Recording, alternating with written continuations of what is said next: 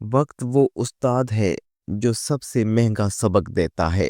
یہ کہانی ہے ہنا کی، ایک ایسی لڑکی کی جو چمکتی دنیا میں پلی، مگر قسمت نے اسے وہ دکھ دکھائے جن کا تصور بھی اس نے کبھی نہیں کیا تھا۔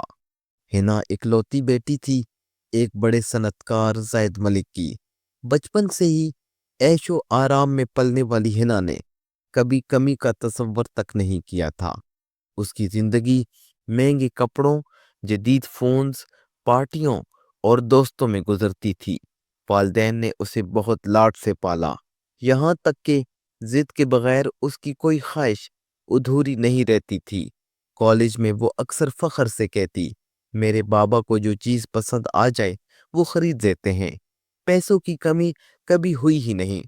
زاہد ملک کی دولت واقعی بے حساب تھی، مگر قسمت کا حساب کبھی نہیں بدلتا۔ کالج کے دنوں میں ہنا کی ملاقات اسد سے ہوئی، خوبرو بولنے میں دلکش اور سب سے بڑھ کر امیر خاندان سے تعلق رکھنے والا۔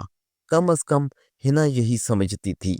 اسد بھی چالاک تھا، اسے معلوم تھا کہ زاہد ملک کی بیٹی سے رشتہ جوڑنے کا مطلب ہے دولت کی راہ سیدھی کھل جانا۔ چند ملاقاتوں میں ہی ہنا دیوانی ہو گئی۔ محبت کے نام پر اس نے گھر میں ضد کر دی، میں اسی سے شادی کروں گی، اگر آپ نے انکار کیا تو میں اپنی جان دے دوں گی۔ زاہد ملک نے بیٹی کی ضد کے آگے ہتھیار ڈال دیے۔ شادی دھوم دھام سے ہوئی، سونا، جہیز، کوٹھی، گاڑی، سب کچھ دیا گیا۔ ہنا کو لگا کہ اس نے اپنی دنیا پا لی۔ شادی کے چند مہینے بہت خوبصورت گزرے، مگر جلد ہی اسد کی حقیقت کھلنے لگی۔ وہ اکثر گھر دیر سے آتا، فون پر چھپ چھپ کر باتیں کرتا اور سب سے بڑھ کر ہنا سے پیسوں کا مطالبہ کرنے لگا۔ تمہارے باپ کے پاس کیا کمی ہے؟ 2-4 لاکھ مانگ لو نا، بزنس میں لگانے ہیں۔ ہنا پہلے تو شرما کر بات ٹال دیتی، مگر جب مطالبے بڑھنے لگے تو اسے اندازہ ہوا کہ محبت نہیں، مفاد کی دیوار پر کھڑی ہے۔ پھر ایک دن اسد نے صاف کہا، اگر تمہارے والد مدد نہیں کریں گے تو مجھے کاروبار بند کرنا پڑے گا۔ زاہد ملک نے داماد کے دباؤ پر بڑی رقم دے دی، مگر کاروبار کہاں، وہ سب عیاشیوں میں اڑ گیا۔ پھر وہ دن آیا جس نے زاہد ملک کی دنیا بدل دی۔ ایک بڑی سرمایہ کاری ڈوب گئی، کمپنی بند ہو گئی اور عدالت نے جائیداد ضبط کر لی۔ ایک ہی رات میں وہ امیر سے مقروض بن گیا۔ ہنا کے لیے یہ سب خواب سے کم نہ تھا۔ بابا، یہ سب کیا ہو گیا؟ بیٹی، قسمت کا لکھا ہے، دولت آنی جانی چیز ہے، مگر ہنا کے لیے دولت ہی سب کچھ تھی۔ اسے فکر کی دنیا میں قدم رکھنا ناممکن لگ رہا تھا۔ وہ چیخ کر بولی، میں غریب نہیں رہ سکتی۔ زاہد ملک کے آنسو بہہ نکلے، مگر حالات کسی کے قابو میں نہیں تھے۔ چند ہی ہفتوں میں بنگلہ بک گیا۔ زاہد ملک، بیوی اور ہنا ایک چھوٹے سے کرائے کے گھر میں منتقل ہوئے۔ نوکر چلے گئے، دوست غائب ہو گئے اور اسد کا رویہ بھی بدل گیا۔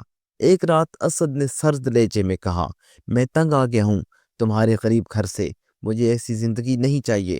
ہنا نے کانپتے ہوئے پوچھا، تو تم کیا کہنا چاہتے ہو؟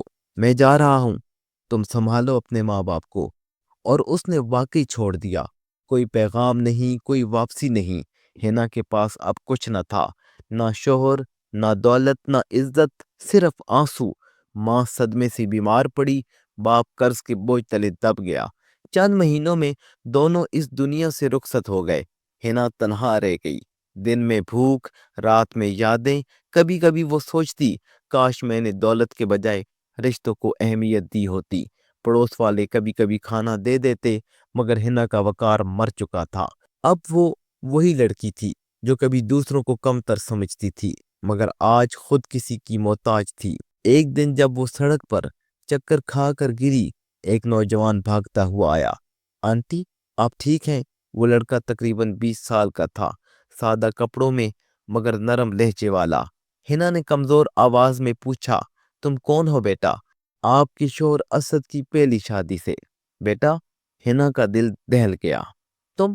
جی، آپ کو شاید یاد نہیں، میں بہت چھوٹا تھا جب آپ کی شادی ہوئی تھی۔ عارف نے جھجکتے ہوئے کہا، میں آپ کو ایسے نہیں چھوڑ سکتا، میرے لیے آپ بھی ماں جیسی ہیں۔ عارف ایک چھوٹے سے مکان میں رہتا تھا، استاد تھا ایک سکول میں اس نے ہنا کو اپنے گھر لے جا کر سنبھالا، کھانا دیا، دعائیں لایا اور دن رات خدمت کی۔ پہلے پہل ہنا کو شرمندگی محسوس ہوتی رہی۔ میں تمہارے لیے بوجھ ہوں عارف۔ نہیں آنٹی، بوجھ وہ ہوتے ہیں جو دل پر رکھے جائیں۔ آپ میرے دل کا سکون ہیں۔ وقت گزرتا گیا، ہنا نے خود کو بدلنا شروع کیا۔ وہ سلائی سیکھنے لگی، بچوں کو پڑھانے لگی۔ عارف کے مشورے اور محبت نے اسے ایک مضبوط عورت بنا دیا۔ ایک دن اس نے آئینے میں خود کو دیکھا، کمزور چہرہ مگر روشن آنکھیں۔ اس نے مسکرا کر کہا، میں زندہ ہوں اور اب کسی پر بوجھ نہیں۔ 2 سال بعد اچانک دروازے پر دستک ہوئی۔ ہنا نے دروازہ کھولا، سامنے اسد کھڑا تھا، چہرہ ماند، کپڑے سادہ، نظریں جھکی ہوئیں۔ ہنا، میں برباد ہو گیا، بزنس ڈوب گیا، دوست سب چھوڑ گئے، میں نے تمہیں بہت دکھ دیا، مگر اب تم ہی سہارا ہو۔ ہنا نے گہری سانس لی۔ یہ وہ لمحہ تھا جب قسمت نے پلٹا کھایا تھا۔ وہ جو کبھی امیری میں غرور کرتا تھا، آج فقیر بن کر کھڑا تھا۔ ہنا نے پرسکون لہجے میں کہا، سہارا، تم نے تو مجھے وقت پر سہارا نہ دیا، اب میرا سہارا میرا بیٹا ہے عارف، جس نے خون کا رشتہ نہ ہونے کے باوجود میرا ہاتھ تھاما۔ عارف اندر آیا، معتبانہ انداز میں بولا، ابا، آپ کی غلطیاں معاف ہیں، مگر امی کو دوبارہ دکھ نہیں دینا۔ اسد کی آنکھوں سے آنسو بہہ نکلے۔ مجھے فخر ہے تم پر بیٹا۔ پھر وہ خاموشی سے چلا گیا۔ شاید اسے احساس ہو گیا تھا کہ زندگی کے اصل وارث وہی ہوتے ہیں جو دکھ میں ساتھ دیں۔ وقت گزرا، ہنا کے چہرے پر سکون لوٹ آیا۔ وہ اب اسکول کی ٹیچر تھی، بچوں سے پیار کرتی، محنت کرتی۔ عارف نے اپنی تعلیم مکمل کی، اچھی نوکری پائی اور ماں کے قدموں میں سارا فخر رکھ دیا۔ ایک دن ہنا نے آسمان کی طرف دیکھا اور مسکرا کر کہا، اے وقت، شکریہ، تو نے سب کچھ چھین کر مجھے خود بنا دیا۔ عارف قریب آیا، اس کے ہاتھ چومے۔ امی، آپ میری اصل دولت ہیں، اور واقعی دولت وہ نہیں جو ہاتھ میں ہو، بلکہ وہ ہے جو دل کے رشتوں میں چھپی ہو۔